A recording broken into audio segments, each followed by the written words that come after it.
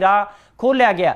3 ਨਵੇਂ खेती ਜਿਹੜੇ ਬਿੱਲ ਪਹਿਲਾਂ ਪੇਸ਼ ਹੁੰਦੇ ਆ ਉਹਨਾਂ ਦੇ ਵਿੱਚੋਂ ਹੁਣ ਜਿਹੜੇ ਕਾਨੂੰਨ ਬਣ ਗਏ ਅੱਜ ਦਾ भी इतिहासक दिन इस करके मन्निया जा सकता है क्योंकि इस दे नाल सियासत दे विच भी काफ़ी हलचल हुई है, उथल पुथल हुई है और भाजपा सरकार जां केंद्र सरकार जिहड़ी इस वेले नरेंद्र मोदी की अगवाई विच है उन्होंने बिलों का विरोध होने के बावजूद भी कानूनों का रूप दे दिता है और लगातार इस दे उत्ते चर्चा होंदी रही है। राष्ट्रपति रामनाथ कोविंद ने इन्हां दे बिलों नूं मंजूरी दिती है तो ये बिल ने जिहड़े कानून का रूप धारण कर चुके हैं। सड़कों के उत्ते लगातार किसान सी। 25 सितंबर को पंजाब भी सूबा बंद किया गया। इस दे नाल होरनां सूबियां दे विच भी वड्डी गिनती च किसान मजदूर दुकानदार सड़कों के उत्ते आए। किसानां नूं भरपूर हुंगारा मिलिया, बाकी वर्गां दा भी, इत्थों तक कि मुलाजम भी नज़र आए सड़कों के उत्ते। पर फिर भी इन्ने विरोध के बावजूद भी केंद्र सरकार कोल बहुमत है, इस करके ये कानून का रूप लै चुके हैं और लगातार ही इस दे उत्ते चर्चा होंदी रही है। विरोध के बावजूद भी इस दे विच मोटे तौर पर जिहड़े बिल सी, सब तो पहला बिल है जिहड़ा जरूरी वस्तां बारे कानून, उस दे विच भी सोध की गई जिस विच भंडारण का खुला सद्दा दिता गया जे जिस कोल भी भंडारण करन दी शक्ति है वो खुले तौर पर अनाज ने जिहड़े आलू प्याज जां अनाज दालां उन्हां दा भंडार अपनी मर्जी अनुसार कर सकदा है। जिस दे नाल किसानां दे वल्लों खदशा ये सी कि जदों एक बारी भंडार कर लिया जाएगा तो उस तो बाद काला बाजारी भी वधेगी। इस दे नाल किसानां दे उत्ते जिहड़ी वो उपज करदे आ उत्पादन करदे आ उन्हां नूं मुੱਲ नहीं मिलना। इस दे नाल जिहड़े वड्डे वपारी होणगे सरमाएदार होणगे फायदा सिर्फ उन्हां नूं होण वाला है। इस दे नाल ही खेती वपार ते वणज नाल जुड़िया एक बिल सी जिहड़ा कानून का रूप लै चुका है। उस दे विच भी यही सी कि किसान अपनी फसल है जिहड़ी किते भी वेच सकदा है। खुली मंडी का उस विच जिहड़ी एक प्रावधान रखा गया जिस का विरोध किया गया किसानों के वलों कि असीं छोटी किसानी वाले अपनी दूर जाके फसल नहीं वेच सकते। जे कल नूं किसी दे नाल व्यापारी दे नाल उन्हां दा रौला पैंदा है फसल के मुੱਲ नूं लैके तो उदों कित्थे जाणगे, क्योंकि इस विच सब तो वड्डी कमजोरी ये भी दस्सिया जा रहा है माहरां दे वलों कि अदालत विच जाण दा राह भी किते ना किते बंद किया जा रहा है। सवाल ये भी चुक्या जा रहा है कि SDM दे कोल जाण लई इन्हां शिकायतां दा निवारण करन दे लई एक प्रावधान तो रखा गया पर उत्थे इन्हां शिकायतां दा निपटारा होना संभव नहीं है। इस करके एक तीजा बिल सी जिहड़ा कि किसानी कीमत गारंटी ते खेती सेवावां नाल जुड़िया होया जिस विच कंट्रैक्ट फार्मिंग की गल की गई है कि कंट्रैक्ट होणगे वड्डे वड्डे सरमाएदारां दे नाल किसानां दे उन्हां दीयां ज़मीनां ही लीज़ दे उत्ते लैके ठेके दे उत्ते लैके उत्थे खेती कीती जावेगी। कंट्रैक्ट फार्मिंग पहलां भी हो रही है पर वड्डे पद्धर ते नहीं है। मेरे नाल खेतीबाड़ी पत्रकार सरबजीत सिंह सिद्धू जुड़ चुके हैं, उन्हां तो जानने की कोशिश करते हैं कि किसान लगातार सड़कों ते सी। सरबजीत, फिर भी राष्ट्रपति की मंजूरी मिल गई है, ये हुण बिल नहीं रहे कानून बन गए है, तां किसानां दे नाल मजदूरां दे नाल जदों तुसीं भी राबता कीता है तां हुण अगला स्टैप की है? क्योंकि किसानां ने लगातार विरोध तां कीता पर फिर भी ये बिल कानून बन गए है। बिल्कुल बिल्कुल संदीप, यह किसानों का विरोध भी रहा तो किसानों को इस चीज़ का पता भी सीगा कि यह कानून बनूगा क्योंकि राष्ट्रपति ज़्यादा नहीं कर सकता। वो एक बार बिल नूं वापस जरूर कर सकता है कि इसके उत्ते तुसीं बहस दोबारा करो, पर राष्ट्रपति ने इसके उत्ते दोबारा बहस करने लई भी नहीं कहा। तो जिद्दां पार्लीमेंट दे विच जां राज सभा दे विच बिल पास हो जाता है तो राष्ट्रपति नूं साइन करने पैंदे आ, पर इस रोष नूं देखते हुए जरूर एक बारी इस दे उत्ते दोबारा बहस होनी चाहिदी सी, पर जिहड़ी नहीं होई यह बहुत माड़ी गल है। तो हुण किसान जरूर यह सोचते हैं कि असीं पिछे मुड़ के नहीं वेखना। अज भी बड़े किसानों नाल गलबात हुई, आड़तियां नाल भी गलबात हुई। आड़तीए भी यही कहते हैं कि असीं किसानों दे नाल खड़े हां ते इन्हां बिल्लां नूं जिहड़ा कि कानून बन के हुण तैयार हो गया है इन्हां नूं असीं दोबारा बहस लई कवांगे ते सरकार इन्हां नूं रद्द करे। जी सरबजीत, जिवें तुसीं दस्सिया कि किसानां ने लगातार विरोध किया है, पता ही सी उन्होंने कि क्योंकि बहुमत है संसद दे विच भाजपा दे कोल, जां कह लीए कि NDA दे गठजोड़ दे कोल उन्हां कोल सीटां इन्नियां कि वह बिल पास कर सकते सी। पर राष्ट्रपति दे कोल एक हक तां हुंदा है ना कि इसनूं दोबारा रिव्यू किया जाए क्योंकि सड़कों के उत्ते लगातार विरोध है। तो फिर हुण एक किहड़ी हालात किहड़े बनणगे क्योंकि लगातार किसानां ने विरोध तां कीता, 29 तक रीलां रोकण दा भी उन्होंने जिहड़ा ऐलान किया होया। तो हुण अगला कदम की हो सकता है? तुहानूं की लगता है सारे मामले नूं किवें देखदे हो? बिल्कुल संदीप, इन्हों राष्ट्रपति नूं एक बार जरूर सोचना चाहिए सी जदों जिन्हां लई बिल पास किया गया, जदों वही नहीं खुश तो राष्ट्रपति नूं सोचना चाहिए सीगा कि इहदे उत्ते दोबारा रिव्यू किया जाए, पार्लीमेंट द्वारा सरकार केंद्र सरकार द्वारा सोचा जाए।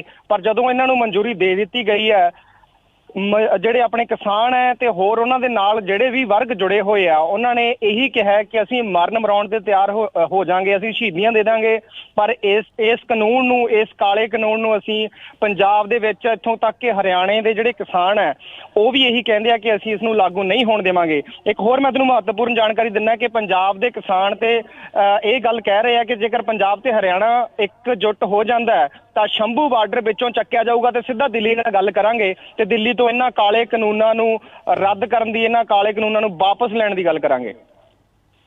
ਜੀ ਸਰਬਜੀਤ, ਤੁਸੀਂ ਇਸ ਤੋਂ ਇਲਾਵਾ ਹੋਰ ਕਿਸਾਨਾਂ ਦਾ ਜਿਵੇਂ ਵਿਰੋਧ ਹੁੰਦਾ ਰਿਹਾ ਲਗਾਤਾਰ, ਮਜ਼ਦੂਰਾਂ ਦਾ ਜਿਵੇਂ ਤੁਸੀਂ ਦੱਸਿਆ ਕਿ ਇੱਕ ਗ੍ਰਾਮ ਸਭਾ ਦਾ ਵੀ ਚੱਲ ਰਿਹਾ ਹੈ, ਵਿੱਚ ਸਲਾਹਾਂ ਦਿੱਤੀਆਂ ਜਾ ਰਹੀਆਂ ਨੇ ਮਾਹਰਾਂ ਦੇ ਵੱਲੋਂ, ਉਸ ਨੂੰ ਕਿਵੇਂ ਦੇਖਦੇ ਹੋ? ਕੀ ਗ੍ਰਾਮ ਸਭਾ ਦੇ ਕੋਲ ਇੰਨੀ ਤਾਕਤ ਹੈ? ਗ੍ਰਾਮ ਸਭਾ ਦੇ ਕੋਲ ਇਹ ਤਾਕਤ ਨਹੀਂ ਹੈ ਵੀ ਉਹ ਕਿਸੇ ਕਾਨੂੰਨ ਨੂੰ ਰੱਦ ਕਰਾ ਸਕਦੀ ਹੈ, ਪਰ ਇਹ ਜ਼ਰੂਰ ਹੈਗਾ ਇਹਨਾਂ ਰੋਸ ਪ੍ਰਦਰਸ਼ਨਾਂ ਦਾ ਕੋਈ ਡਾਕੂਮੈਂਟਡ ਚੀਜ਼ ਨਹੀਂ ਹੁੰਦੀ, ਆਪਣੇ ਕੋਲੇ ਕੋਈ ਦਸਤਾਵੇਜ਼ ਨਹੀਂ ਹੁੰਦਾ।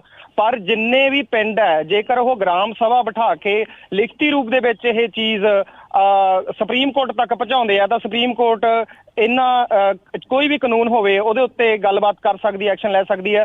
ਪਰ ਇਹ ਨਹੀਂ ਹੈਗਾ ਕਿ ਗ੍ਰਾਮ ਸਭਾ ਆਪਣਾ ਕੋਈ ਕਾਰਵਾਈ ਰਜਿਸਟਰ ਦੇ ਵਿੱਚ ਲਿਖ ਕੇ ਜਾਂ ਕੋਈ ਕਿਤੇ ਮਤੇ ਪਾਸ ਕਰਕੇ ਕੋਈ ਵੀ ਕਾਨੂੰਨ ਰੱਦ ਕਰ ਦੇ, ਇਹ ਨਹੀਂ ਹੈਗਾ। ਪਰ ਜਿੱਦਾਂ ਕਿ 12,000 ਤੋਂ ਉੱਪਰ ਪੰਜਾਬ ਦੇ ਵਿੱਚ ਪਿੰਡ ਹੈ, ਹਰਿਆਣੇ ਦੇ ਵਿੱਚ ਬਹੁਤੇ ਪਿੰਡ ਆ ਹਜ਼ਾਰਾਂ ਦੇ ਵਿੱਚ, ਇਹ ਸਾਰੇ ਪਿੰਡ ਇਕੱਠੇ ਹੋ ਕੇ ਇੱਕ ਡਾਕੂਮੈਂਟਡ ਚੀਜ਼ ਜੇਕਰ ਦੇਣਗੇ ਕਿਸੇ ਅਦਾਲਤ ਦੇ ਵਿੱਚ ਤਾਂ ਉੱਥੋਂ ਇਹ ਜ਼ਰੂਰ ਹੈਗਾ ਕਿ ਇਹਨਾਂ ਕਾਨੂੰਨਾਂ ਦੇ ਉੱਤੇ ਦੁਬਾਰਾ ਗੌਰ ਕੀਤਾ ਜਾ ਸਕਦਾ ਹੈ।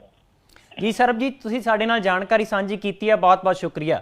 ਤੇ ਅਸੀਂ ਇਸ ਵੇਲੇ ਦਰਸ਼ਕਾਂ ਨਾਲ ਇਹ ਖਬਰ ਸਾਂਝੀ ਕਰ ਰਹੇ ਹਾਂ ਕਿ ਜਿਹੜੇ ਬਿੱਲਾਂ ਦੇ ਕਰਕੇ ਵਿਰੋਧ ਦੇਸ਼ ਪੱਧਰ ਦੇ ਵਿੱਚ ਹੋ ਰਿਹਾ ਸੀ ਉਹ ਹੁਣ ਕਾਨੂੰਨ ਦਾ ਰੂਪ ਲੈ ਚੁੱਕੇ ਨੇ, ਰਾਸ਼ਟਰਪਤੀ ਦੀ ਮੋਹਰ ਲੱਗ ਗਈ ਹੈ, ਮਨਜ਼ੂਰੀ ਮਿਲ ਗਈ ਹੈ।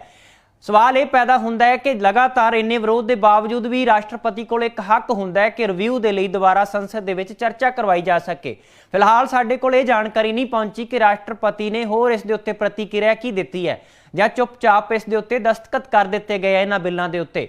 ਔਰ ਲਗਾਤਾਰ ਸ਼੍ਰੋਮਣੀ ਅਕਾਲੀ ਦਲ ਦੀ ਜੇ ਅਸੀਂ ਗੱਲ ਕਰੀਏ, ਸਿਆਸੀ ਧਿਰਾਂ ਦੀ ਗੱਲ ਕਰੀਏ ਜਾਂ ਆਮ ਆਦਮੀ ਪਾਰਟੀ ਦੀ, ਇਹਨਾਂ ਦੇ ਵੱਲੋਂ ਵਿਰੋਧ ਤਾਂ ਕੀਤਾ ਜਾ ਰਿਹਾ, ਗੱਠਜੋੜ ਵੀ ਇੱਥੋਂ ਤੱਕ ਹੀ ਟੁੱਟ ਗਿਆ। 23 ਸਾਲ ਦਾ ਰਿਸ਼ਤਾ ਜਿਹੜਾ ਕਿ ਪੰਜਾਬ ਦੇ ਵਿੱਚ ਵੀ ਬਣਿਆ ਹੋਇਆ ਸੀ ਸ਼੍ਰੋਮਣੀ ਅਕਾਲੀ ਦਲ ਤੇ ਭਾਜਪਾ ਦਾ, ਇਹਨਾਂ ਕਾਨੂੰਨਾਂ ਦੇ ਕਰਕੇ, ਬਿੱਲਾਂ ਦੇ ਕਰਕੇ ਉਹ ਵੀ ਟੁੱਟ ਜਾਂਦਾ ਹੈ। ਤੇ ਸ਼੍ਰੋਮਣੀ ਅਕਾਲੀ ਦਲ ਦੇ ਵੱਲੋਂ ਕੇਂਦਰੀ ਮੰਤਰੀ ਜਿਹੜੇ ਕਿ ਸਾਬਕਾ ਹੁਣ ਕਹੇ ਜਾ ਸਕਦੇ ਆ ਹਰਸਿਮਰਤ ਕੌਰ ਬਾਦਲ, ਉਹਨਾਂ ਨੇ ਵੀ ਅਸਤੀਫਾ ਦੇ ਦਿੱਤਾ। ਲਗਾਤਾਰ ਸਿਆਸਤ ਦੇ ਉੱਤੇ ਵੀ ਅਸਰ ਪਿਆ। ਤੇ ਮੇਰੇ ਨਾਲ ਖੇਤੀਬਾੜੀ ਮਾਹਿਰ ਅਰਥ ਸ਼ਾਸਤਰੀ ਡਾਕਟਰ ਗਿਆਨ ਸਿੰਘ ਜੁੜ ਚੁੱਕੇ ਨੇ। ਡਾਕਟਰ ਸਾਹਿਬ, ਮਨਜ਼ੂਰੀ ਵੀ ਮਿਲ ਗਈ ਹੈ ਇਹਨਾਂ ਬਿੱਲਾਂ ਨੂੰ, ਹੁਣ ਕਾਨੂੰਨ ਦਾ ਰੂਪ ਧਾਰ ਚੁੱਕਿਆ ਹੈ, ਤਾਂ ਤੁਸੀਂ ਕਿਵੇਂ ਦੇਖਦੇ ਹੋ? ਕਿਉਂਕਿ ਇੱਕ ਤਜਰਬਾ ਹੈ ਤੁਹਾਡੇ ਕੋਲ, ਕਿਉਂਕਿ ਇਹ ਬਿੱਲ ਜਦੋਂ ਕਾਨੂੰਨ ਦਾ ਰੂਪ ਲੈ ਲੈਂਦੇ ਆ ਤਾਂ ਲਾਗੂ ਵੀ ਇਹੀ ਹੋਣਗੇ, ਤਾਂ ਹੁਣ ਖੇਤੀ ਦੇ ਉੱਤੇ ਕੀ ਅਸਰ ਪੈਣਾ ਹੈ? ਡਾਕਟਰ ਗਿਆਨ ਸਿੰਘ ਜੀ, ਜੇ ਤੁਸੀਂ ਮੇਰੀ ਆਵਾਜ਼ ਸੁਣ ਪਾ ਰਹੇ ਹੋ?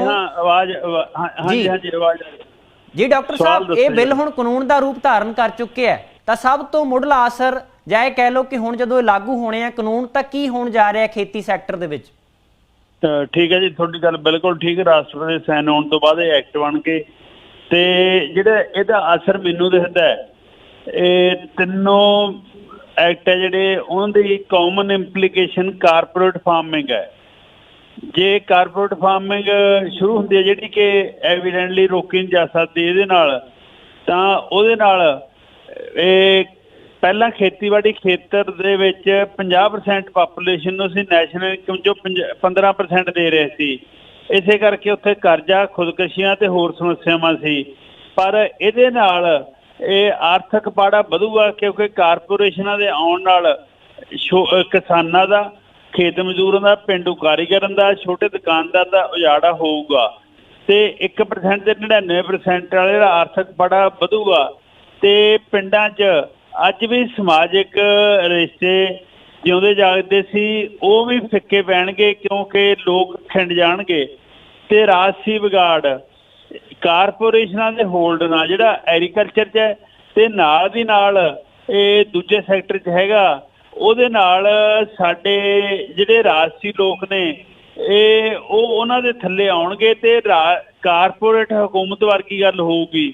ਤੇ ਇੱਕ ਜਿਹੜਾ ਵੱਡਾ ਖਤਰਾ ਮੈਨੂੰ ਹੋਰ ਦਿਖਦਾ ਹੈ, ਉਹ ਦਿਖਦਾ ਕਿ ਕਾਰਪੋਰੇਟ ਫਾਰਮਿੰਗ ਦੇ ਨਾਲ ਸਾਡੇ ਫੂਡ ਸਿਕਿਉਰਿਟੀ ਸਿਸਟਮ ਨੂੰ ਐਡਾ ਵੱਡਾ ਖੋਰਾ ਲੱਗੂਗਾ ਕਿ ਜੇ ਹੁਣ ਅਸੀਂ ਇਹ ਬਾਹਰਲੇ ਦੇਸ਼ਾਂ ਤੋਂ ਅਨਾਜ ਮੰਗਵਾਉਣਾ ਹੈ ਤਾਂ ਠੂਠਾ ਫੜ ਕੇ ਵੀ ਨਹੀਂ ਮਿਲਣਾ, ਕਿਉਂਕਿ 1960 'ਚ ਜਦੋਂ PL 480 ਥੱਲੇ ਅਸੀਂ ਅਨਾਜ ਮੰਗਵਾ ਰਹੇ ਸੀ, ਠੂਠਾ ਫੰਡ ਵਰਗੀ ਨੌ ਦਾ ਸਾਹਮਣਾ ਕਰ ਰਹੇ ਸੀ, ਤਾਂ ਸਾਡੀ ਜਨਸੰਖਿਆ 44 ਕਰੋੜ ਤੋਂ ਘੱਟ ਸੀ। ਸਾਡੀ 44 ਕਰੋੜ ਪਾਪੂਲੇਸ਼ਨ ਹੁੰਦੀ ਹੈ 1971 'ਚ, ਪਰ ਹੁਣ ਤਾਂ ਸਾਡੀ ਜਨਸੰਖਿਆ 135 ਕਰੋੜ ਹੈ।